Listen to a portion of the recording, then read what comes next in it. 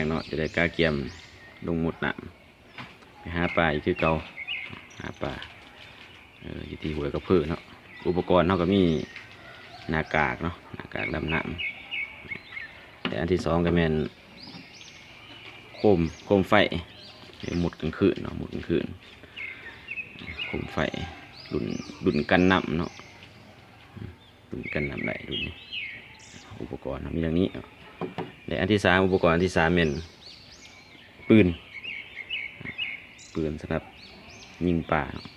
ซึ่งใส่อยู่3 เซนเนาะ3 เซนเนาะซึ่งซ้ายนี่ก็เห็ดด้วยอุปกรณ์บ้านเขาเองเนาะใส่สบายอุปกรณ์เนี่ยลูกยังปืนเนาะใส่ยิงเห็ดแบบปืนบ้านธรรมดาเนาะปืนบดเห็ดแบบมีไก่มียัง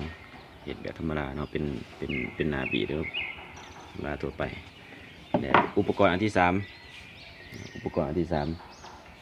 เป็นของบางไงบางแรงก็สี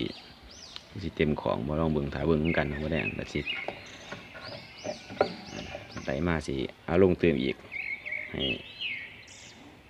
พ่อแม่พี่น้องเขาเบิ่งเหมือนกันเนาะของอีพอสารไหเนาะของกันสารไหพิเศษเลยของสารไหพิเศษเลยเกี่ยมใส่น้ำกระเดิมใส่ในนี้หัวกระเพื่อเขาน้ำเดิมใส่เนาะในอุปกรณ์มีนั่งนี่นะพี่น้องเนาะเบิ่งเหมือนกันกาเกี่ยมลงหมูแดงเนาะถ้าพบกันติดตามเบิ่งเนาะต้องไปหามันจะได้ห้อยได้หลายนี่ไปหาป้ามัน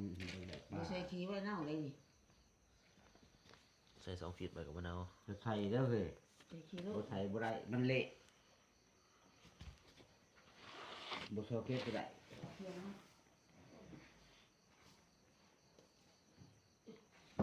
เอามาอย่างว่าเสาะอยู่หันแหละเนี่ยตอนนั้นก็ไปนุ่งเห็นน้องปิ่นหน้าใส่ไผ่เขาก็บุปิ่นหน้าใส่แจ้เลยเอามา